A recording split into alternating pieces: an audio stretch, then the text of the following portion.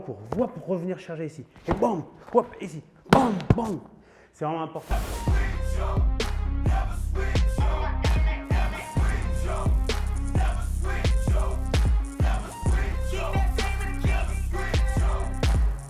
Hello les gorillas, on va vous montrer un enchaînement qu'on utilise en pique-bout. L'idée en fait c'est d'essayer de comprendre un petit peu les gimmicks qu'avaient Mike Tyson et Cus D'Amato, ce qu'ils avaient mis en place. Il ne faut pas bien comprendre que dans la boxe, enfin dans le style pique-bout, vous allez avoir non seulement les changements d'angle qui vont être très importants, mais aussi le footwork. C'est-à-dire qu'au-delà de juste venir frapper, par exemple, au lieu de venir en direct, ici des fois venir chercher les directs comme ceci, mais pour avoir l'accès au visage sur le côté en direct, il va falloir que je me déplace. Et très souvent, ce qu'ils avaient tendance à faire, c'était à pouvoir passer la jambe arrière devant et vice-versa. C'est ça qui nous intéresse. Donc, on va mettre un point de lumière dessus tout de suite. Donc, dans un premier temps, on va toujours partir dans l'esprit du pendulum, dans son pique-bout. L'idée, donc, elle va être en garde. Elle est à peu près en position en style pique-bout. Je vais envoyer un cross, elle va partir sur le côté. On se rappelle, elle essaie d'avoir les hanches un peu fixes. Elle pourrait être un peu plus peut-être mobile sur les jambes, mais bon, Lara, les genoux, ils sont un petit peu en grève depuis quelques temps, donc on est un peu moins sur le footwork. Mais donc elle va se décaler ici, ce qui fait qu'elle a bien évité mon cross. On voit, elle essaie de connecter légèrement son oreille sur son épaule, encore, hop, super. Et puis de là, elle va envoyer un uppercut gauche, d'accord? Très intéressant. On se rappelle, on garde les épaules à plat, ce qui me permet en fait de pouvoir envoyer cet uppercut gauche, mais si elle voulait envoyer par exemple un cross ou autre chose, elle aurait pu le faire. Donc juste on voit l'uppercut.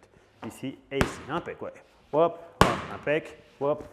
Très bien. Une fois qu'elle a fait ça, on va faire quelque chose de très Tysonesque. Hein, c'est que derrière, on va renvoyer avec un crochet du gauche à la tête. Ce qui veut dire qu'on monte tête et on monte tête. Ok, let's go. Hop, 1 et 2. Impec. Hop, pam, pam, pam. Encore une fois. Hop, 1, 1, impec. On n'oublie pas que ce qu'on peut s'amuser à faire, c'est vraiment venir se décaler ici, frapper et peut-être décaler le poids de corps. Essaye de le faire si tu peux. Si ça te fait mal, tu ne le fais pas. Hop. Impec, encore. Dernière. Hop. Voilà, donc rien que ça nous intéresse. Pourquoi? Parce que le fait d'être à plat ici, ça me laisse plusieurs choix. Ça me permet de pouvoir travailler tranquillement avec l'uppercut dans la cheminée. Et d'ailleurs, je reviens ici. Ce qu'on va faire pour finir sur ce danger au niveau de la tête, tu vas mettre un cross. Ok? Let's go. On est ici. Très bien. Encore. Alors c'est important. Là, elle vient de changer 2 fois. Elle a fait une fois avec une rotation, une fois sans rotation sur le crochet. On est d'accord? Yes. C'est pas tout le temps obligatoire.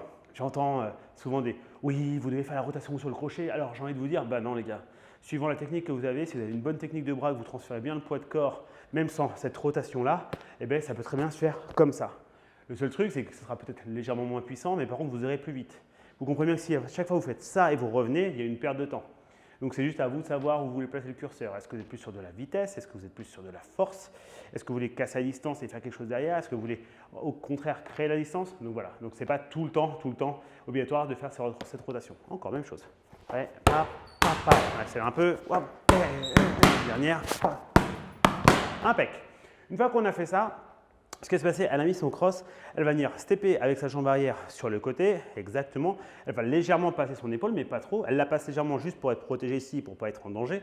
Mais par contre, elle ne la passe pas trop, parce qu'à partir de là, elle ne pourrait pas vraiment être dangereuse avec ce bras-là. Moi, je veux qu'au cas où, elle puisse m'embêter avec ce bras-là. Donc, elle va vraiment être voilà, quasiment à plat. Une fois qu'elle est là, elle va envoyer, donc elle va légèrement peut-être créer un léger bob et venir rentrer en uppercut. Impec. Donc sur l'uppercut, pareil, soit on fait une vraie rotation, soit on ne la fait pas, ce n'est pas dramatique puisque ce n'est pas forcément ce qu'on va vouloir mettre en lumière. Donc tout doucement, d'accord? C'était plus pour moi parce que je ne me rappelle plus. Ici, ici, impec, impec, on décale et on vient frapper. Voilà, impec. Donc n'hésite pas, es vraiment, quand tu es venu, tu t'es décalé, 1, 2, 3, tu le fais une légère rotation. Je ne vais pas être flagrant, mais elle est quand même légère, histoire de pouvoir rentrer. Ok? Let's go. Ouais. Très bien, encore. Ici. Yes. Dernière. Impec. Sur le premier, elle crée donc uppercut, crochet tête, cross. Elle se décale, elle est ici. Elle remet un uppercut à la tête. Donc moi, je suis plutôt en train de protéger tout ce que je peux ici. Je vais lever vraiment mes mains pour me protéger. Ce qui va se passer, vu qu'elle est smart, vu qu'elle a changé de garde, qu'elle est donc du coup maintenant en garde de gauchère, ici, elle va faire le fameux D'Amato Shift. D'Amato Shift, j'appelle ça aussi le pendulum switch. Le but, c'est que son pied arrière remplace son pied avant, là-bas, vas-y go, ouais, impec. Une fois qu'elle est ici, on se rend compte qu'elle génère un petit peu une recharge ici, mais très légère. Ok, d'ailleurs vous voyez, parce qu'elle est en face de vous. À partir de là, moi, je vais être, si je suis en protection comme ci, parce que j'ai pris les coups dans la tête, là, elle va pouvoir venir chercher au corps, boum, avec une bonne frappe, impec. Ce qu'on aime bien faire aussi, c'est quand elle fait son D'Amato Shift, vas-y, remets-toi là, ma petite Paulette, s'il te plaît, mets ton pied droit ici. Quand elle est bien transférée, retransfère, vas-y, hop. On va essayer d'accentuer ça. Le fait d'accentuer ça, ça me permet, en fait, moi, d'être éloigné de sa tête. D'accord? Et à partir de là, ça lui permet de charger. Donc là, elle va pouvoir envoyer son gros crochet au corps, vraiment au ventre même. Boum. OK, impec. C'est encore plus bas. Vas-y. Boum. Voilà, ici. Voilà ce qui va se passer. Une fois qu'il s'est passé ça, le cross va partir. Il part en étant vissé. C'est-à-dire qu'on va faire la rotation sur la pointe de pied arrière, on va passer la hanche et l'épaule. Vas-y, mets ton cross. Et elle va vraiment pousser. Donc on refait tout doucement. Donc on est ici. 1, 2, 3. Super. On vient là. On frappe. Impec. On switch. Ouais. Boum et boum. Impec. Impec, encore. Allez. Ok, dernière.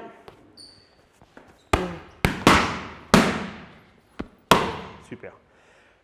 Les points vraiment à mettre en lumière et vraiment à travailler, c'est cette capacité quand même à pouvoir partir sur les côtés à plat. On se rappelle, c'est très pique-bout. Bon, on la garde. D'accord, donc je vais vraiment venir ici pour avoir cet axe, déjà pour esquiver la première frappe. Je viens ici. Une fois que je suis ici, uppercut. Il faut comprendre que quand je suis ici, tiens, mets-toi là, poulette. Quand je suis dans cette position et que je fais ça, en fait, en étant là, la personne ne voit plus ce bras-là puisqu'elle est en garde. Tiens, mets-toi bien en garde. Je suis là, elle ne voit plus cette main, d'accord? Elle galère parce que ses gants la gênent dans la vision. Donc moi, c'est ce qui m'intéresse. C'est-à-dire qu'au fur et à mesure, elle va commencer à voir ça. S'il y a un trou ici, évidemment, j'y vais, parce que ce n'est pas très agréable. Et au bout d'un moment, vous allez voir qu'ils vont anticiper et ils vont légèrement tourner comme ça. C'est très, ouais, légèrement comme ça. Et ça, c'est ce qui m'intéresse, c'est ce que faisait beaucoup Tyson. Et lui, boum, il revenait à la tête, d'accord? Donc il est là, boum, bam, ici. Pourquoi? Parce qu'une fois que je suis monté à la tête, j'ai sorti la tête des gants, du coup, je viens récupérer la monnaie, d'accord? All-in, tapis, je récupère tout. Donc, je suis ici, boum, bam, là. Et là, je renchaîne. Ce cross m'intéresse dans la frappe parce que je vais limiter vers le poids du corps vers l'avant. Vous voyez, comme si j'avais envie de tomber vers l'avant pour revenir charger ici. Et boum, hop, ici, boum, boum. C'est vraiment important. N'oubliez pas que Tyson avait ce côté hyper féroce, d'accord? Toujours en train de grappiller de l'espace et de la puissance. On refait une fois? Top. Ouais. Ouais, super. Vas-y. Impec. Donc voilà, c'était un combo que Tyson utilisait beaucoup. Évidemment, il y aura plein de vidéos avec plein de combos différents. Merci Lara, ça fait plaisir. À bientôt. Tchou.